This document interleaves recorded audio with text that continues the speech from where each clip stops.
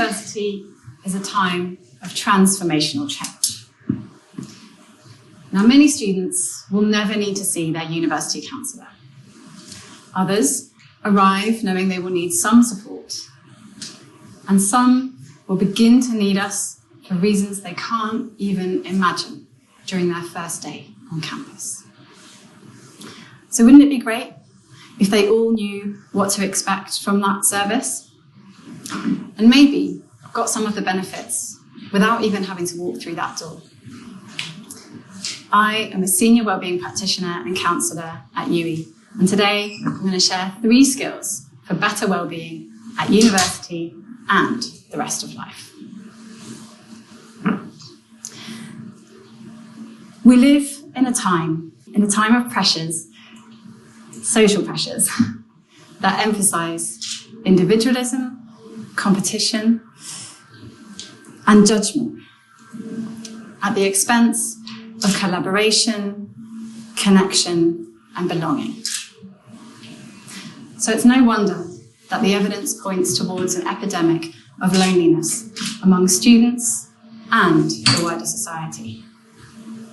And also no wonder that more students than ever before are seeking support. But education has always been associated with a time of stress. Back in the 1960s, Holmes and Ray produced a list of life's most stressful events that often preceded illness.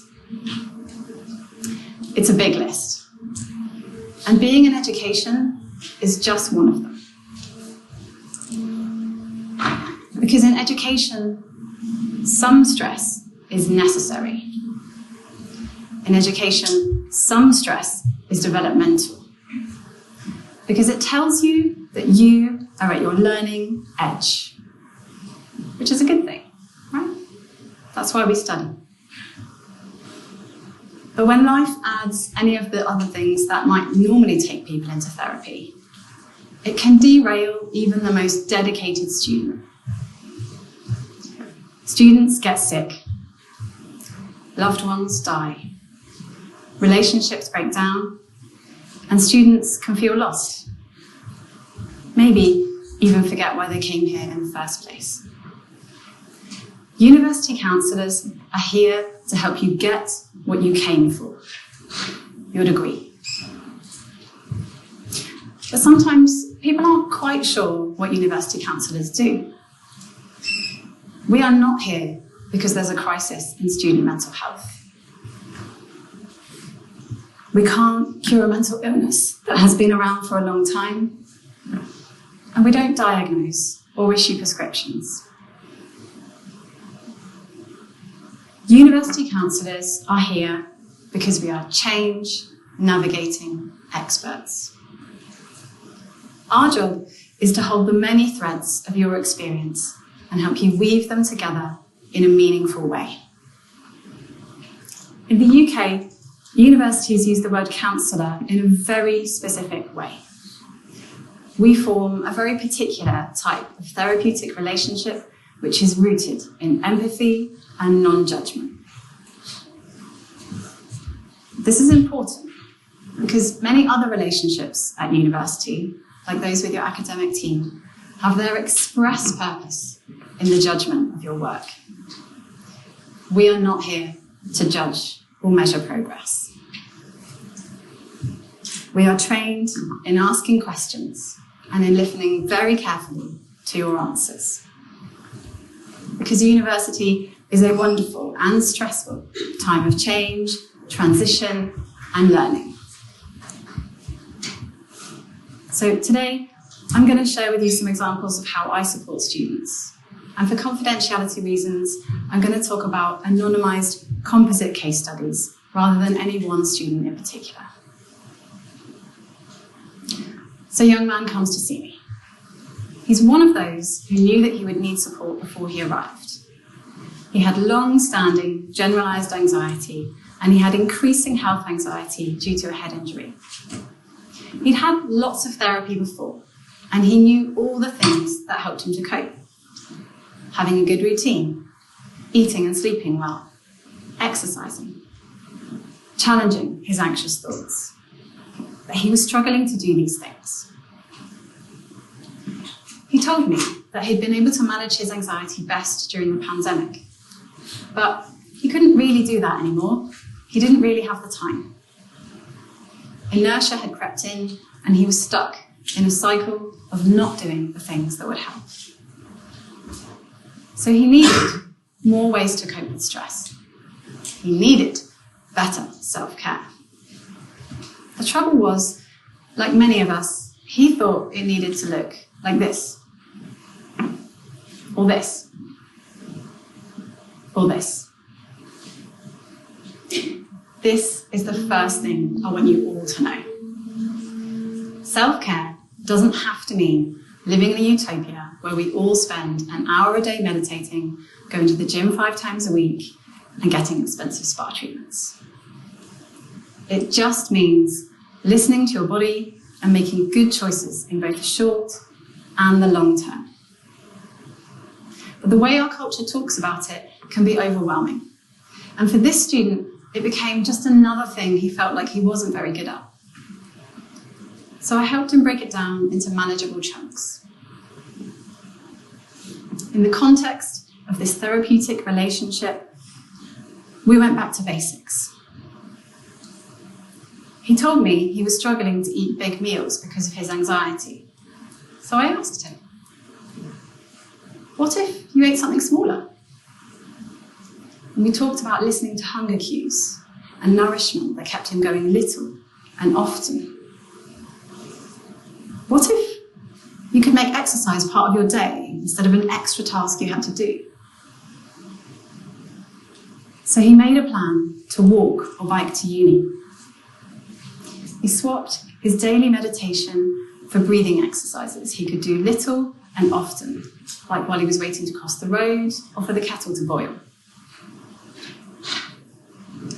This snowballed into him adding lots more ways to cope with stress. We tried out a new activity with our Feel Good programme, which led to him joining the Centre for Music. And he found a full, meaningful life alongside his university course.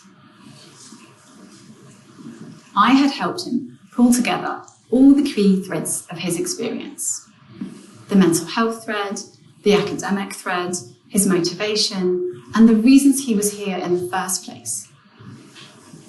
He realised that the good life he was seeking didn't have to wait until after he'd finished his degree. And he didn't need to be in counselling all the time. He just needed me to help him separate those threads and weave them back together to include his good enough self-care. So that's the first thing. In a world of things you cannot control, you can choose to include good things in each day and each week while you are here. And self-care is just about listening to your body and remembering when to override the inertia. The second thing I want you all to know is that nobody minds when you tell them you're having a hard time. This next student was a postgraduate on a professional course. She came to see me after her second placement in an understaffed service, feeling totally out of her depth. Her best friend was going through a messy divorce, and she had another friend who was suicidal and would often call her in the middle of the night. She was overwhelmed by uni work and her caring responsibilities. But she couldn't understand why she wasn't coping anymore. So I asked her, who do you talk to about the things that trouble you? The student answered, no one. I don't want to be that person bringing everyone down. It's boring. And besides, when I did try and speak to a friend before, they told me it was too much, and like maybe I should speak to a professional. I have lost count of the number of times a day or a week I hear some version of this story. So I asked her, how do you feel when your friends tell you their problems? Well, I feel like I'm helping. Okay, But how do you feel about yourself when you show up for them? Well, I'm not very good at small talk, so real conversations are better. I like helping. Okay, so you don't feel they're bringing you down. You feel good that you're able to help. Yeah. I wonder how your friends would feel if they were able to show up and help you. I asked her this to help her understand that the good feelings she got about herself when she helped others, she could give to them by asking for help. But what she really needed was permission to ask for help, so she wouldn't feel like a burden. So, after a bit of work and some experiments, she worked out that some of her friends did want to know more about how she really was. And they were actually really good at being supportive. She saw a whole new side to some friends, and her relationships grew stronger. Because the sadness and the shame about asking for help, that is where the connection came from. She learned that she needed others just as much as they needed her. And it didn't always need to be a professional who could handle what she had to say. Creating trusting, intimate relationships in real life, face to face, is something that we do over time. So when I say talk to your friends about the things that really matter, I don't mean trauma dump like you might with me and tell them every bad thing that's ever happened to you. I mean talk and then listen. Or listen and then talk. That reciprocity is key to friendship. Small talk is the skills practice we need for big talk. We build the trust slowly. So forgive yourself if you get it wrong. And forgive your friends if they try to give you advice or make it all about themselves. Maybe forgive them a few times for that. Failing is essential to learning. So if you are a first, second, or even third year or postgraduate and you're feeling out of your depth, like maybe you aren't good enough, you are not alone. But none of you will know that if nobody talks about it. So talk and listen about the things that really matter to you. And nobody minds if you tell them you're having a hard time. But we do need boundaries to help us with that one, which leads me on to the next thing I want you all to know. If you're going to have good boundaries in your relationships, you have to understand what your needs are. So let's go back to the same student. She wanted to be there for her friends, but she needed limits to this so that she could study effectively and live her own life. So we looked at all the threads together. Her uncertainty about her next placement, her disrupted sleep because of supporting her suicidal friend, and the amount of time that she spent listening to the ins and outs of her friend's divorce. She didn't want to burn out and have to stop studying or supporting her friends, but she didn't know how to change the pattern. So we looked at the needs together and we worked out. She needed support with her studies. She needed consideration from her friends. And she badly needed friendship and fun with her best friend. So I helped facilitate a conversation between her and her academic team about her next placement. She had an honest conversation with her suicidal friend about how much she wanted to be there for them and what the limits to that looked like. She restarted movie nights with her best friend, and they laughed and cried together. This enabled her to have better quality, more honest relationships. Her academic team suggested some reasonable adjustments she was already entitled to. Her suicidal friend got more appropriate support because they got other friends and professionals involved to help care for them. And with her best friend, she felt like a proper friend again, instead of a pseudo-therapist. I had helped her to separate all the threads, and we wove them back together, making a change for the better. When she was clear about her needs, her placement went well. Her friend got much better support, and her best friend felt like a proper friend again. So this is the last thing.